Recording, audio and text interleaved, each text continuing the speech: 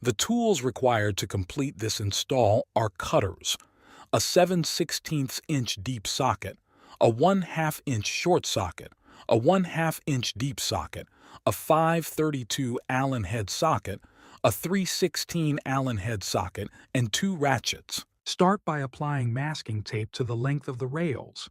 This will prevent damage to the vehicle's paint. Once applied, it should look like this. Repeat this step to the opposite side as well as the front of the roof. This will protect the paint when installing the windscreen. With the roof rack removed, there will be a pair of holes in the front, middle, and rear of the vehicle. Organize the hardware bags for ease of installation. Locate hardware bag K106, K107, and K108. We will apply VC3 to the threads of all of the bolts from these bags. Once the VC3 has been applied, the threads of the bolts from these hardware bags will look like this. Now we will need the silicone and spacers. With your silicone, start by applying it to the roof holes and then create a ring around them. Repeat this step to the rest of the holes on one side of the vehicle for now.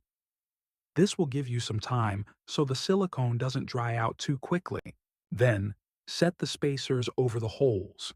The spacers should nest around the plastic inserts of the holes. Now, locate the hardware from bag K103. We will use this to install the mounting feet to the roof.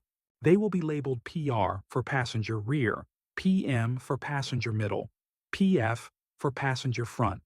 The driver side will be labeled with DR, DM, and DF. Pre-install the washers onto the bolts from hardware bag K103. Then, install them with their corresponding mounting feet. The bolts should go through the mounting feet and into the spacers below. There are guide arrows pointing to the front of the vehicle. Now, repeat this step to the other mounting feet on one side of the vehicle. Snug the bolts down enough, but still allow the mounting feet to move. We are now ready to install the side plate. The driver side will be labeled K7. The passenger side will be labeled K8. Bring the side plate to the roof and line up the holes on the mounting feet with the holes in the side plate.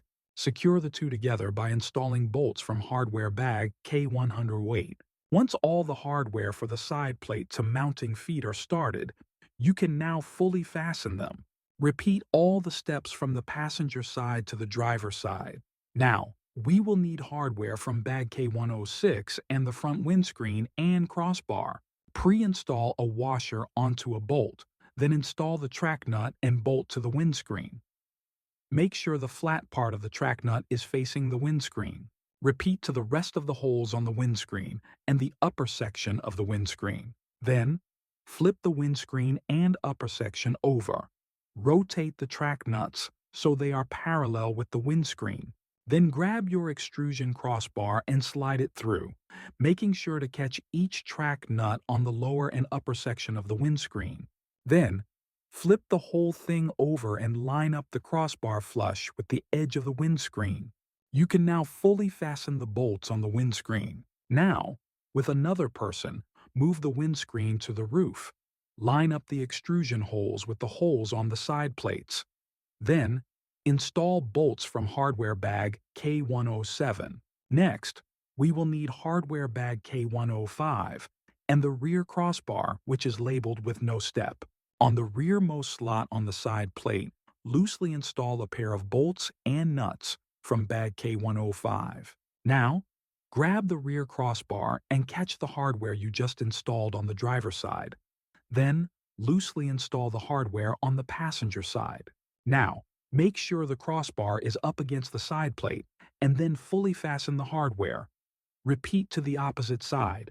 Once it is fully fastened, this is what the underside will look like. Since the mounting feet are still loose, you can now make sure the roof rack is centered using the antenna as your guide.